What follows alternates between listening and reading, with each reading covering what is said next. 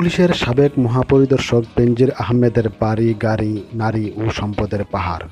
পরিবারের সদস্যদের রয়েছে নামে বেনামে শত শত কোটি টাকার সম্পদ। আইজি বেনজির আহমেদের Sabana eco resort and natural park আয়তন ৬০০ বিঘা। পার্কের চারপাশে আরও কিনেছেন ৮০০ বিঘা জমি। জমি কেনা হয়েছে ৩ থেকে ৮ লাখ টাকা বিঘা। বিপুল সম্পদের কারণে এলাকাটির নাম বেনজির চক।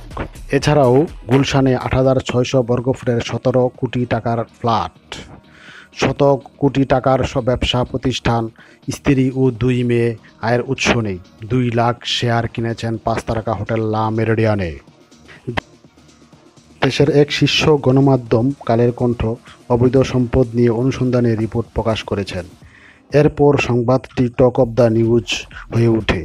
প্রতিবেদনে বলা হয়েছে, ঢাকা মাওয়া এক্সপ্রেসওয়ের ধারে ভাঙ্গা চৌরাস্তা থেকে টেকেরহাট হয়ে সামনে এগুলেই গোপালগঞ্জ শাহপুর ইউনিয়নের বৈরাগের টোল গ্রাম। নিভৃত এই পল্লীর মাঝে গড়ে তোলা হয়েছে সাবানা ইকো রিসোর্স নামের এক অভিজাত দৃষ্টিনন্দন পর্যটন কেন্দ্র, যেখানে এক রাত থাকতে গেলে গুনতে হয় অন্তত ১৫,০০০ টাকা। রিসোর্টটির ভেতরে ঘুরে দেখা গেছে একই সঙ্গে প্রাকৃতিক সৌন্দর্য আর হাতে গড়া অভিজাত্যের অপরূপ মিশেল।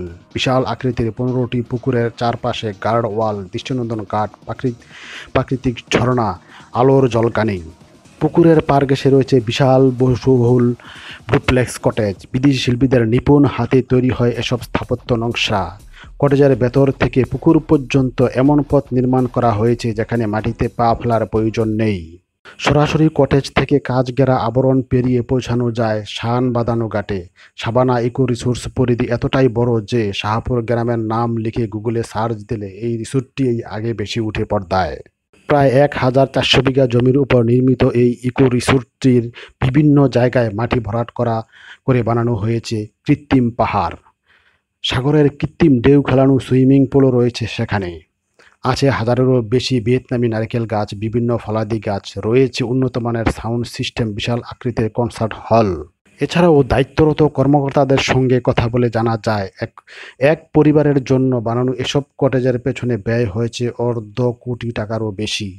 যুগলদের কাছে কটেজের চাহিদা বেড়ে যাওয়ায় রিসোর্সের ভেতরে এখন আরও ৫০টি কটেজ নির্মাণ করা হয়েছে। এত সব আয়োজন সেখানে সেই রিসোর্টের নিরাপত্তা পাশেই বসানো হয়েছে পুলিশ ফাঁড়ি। যাতায়াতের জন্য সরকারি খরচে বানানো হয়েছে ৭ কিলোমিটারের বেশি পাকা সড়ক। দেশে এরকম নজিরবিহীন অভিজাত্যে ঘেরা পর্যটন স্পটটির মালিক কারা জানে না। অবিশ্বাস্য হলো সত্য যে রাষ্ট্রীয় শুদ্ধাচার পুরস্কারপ্রাপ্ত পুলিশের সাবেক মহাপরিদর্শক বেনজির আহমেদ, র্যাবের সাবেক মহাপরিচালক বেনজির আহমেদের পরিবার, সাবানা ইকো রিসোর্স প্রাইভেট লিমিটেডের চেয়ারম্যান বেনজির আহমেদের স্ত্রী জিশান মির্জা, ব্যবস্থাপনা পরিচালক এমডি বেনজির এর বড় মেয়ে ফারিন রিস্তা বিনতে বেনজির ও ছোট মেয়ে রাইসা বিনতে বেনজির। শুধু এই এক ইস্যু রিসোর্টে নয়, পুলিশের সাবেক এই প্রভাবশালী শীর্ষ কর্মকর্তা তার স্ত্রী ও ২ মেয়ের নামে গড়েছেন সম্পদের পাহাড়।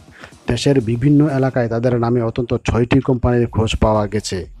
৫টি নিজ জেলা গোপালগঞ্জে, জেলা সদরের শাহপুর ইউনিয়নের বৈরাগের টোল এলাকায় অবস্থিত। এই প্রতিষ্ঠানগুলোতে বিনিয়োগের পরিমাণ ৫০০ কোটিরও বেশি বলে ধারণা পাওয়া গেছে।